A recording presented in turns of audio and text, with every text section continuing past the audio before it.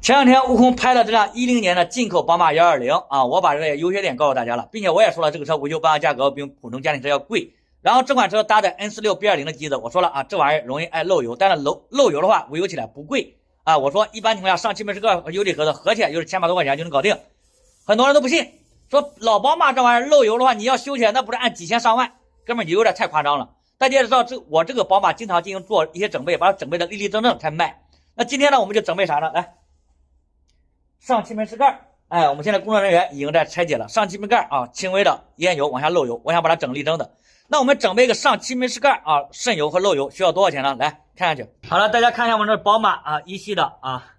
N46 B20 机子，来，我们工作人员看一下，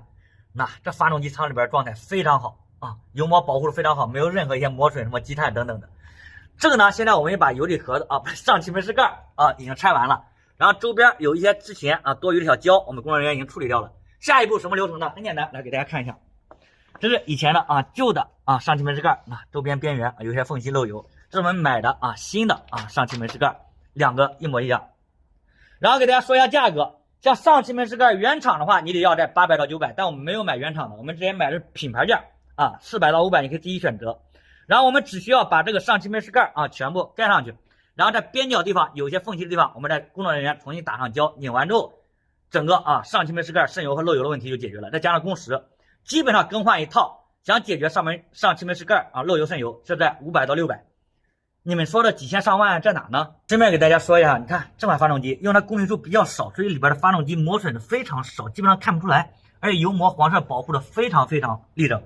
这款车10多万公里，所以开的发动机很巅峰状态，但是就是因为上气门室盖漏油，导致它外表看着不好看，然后呢有一股味道。所以我们就解决完上气门室盖漏油的话一盖，然后整个发动机还巅峰状态，开着就很得劲儿，这不就完事了吗？没有像大家想那么贵。经过我们帅气的刘师傅全部修完，来给大家看一下，干干净净，立立正正崭新的上气门室盖，没有任何漏油渗油，搞定。好了，就这辆10年的进口宝马120老家伙，它的一个实际维修案例，悟空给大家详细的说完了。上气门室盖一个漏油渗油，维修起来没有像大家想那么贵吧？但是呢，悟空也劝大家，这些老豪车呢，小白别玩因为这个上气门室盖，你要是不懂的话，你到其他修理厂可能给你报个800、1000或者1200。你懂的话，你知道这一个盖才400-500块钱维修工时100来块钱，500-600就能搞定。但小白不懂，到了修理厂，有的修理厂不是很良心的话，他坑你1-2000，你也不知道。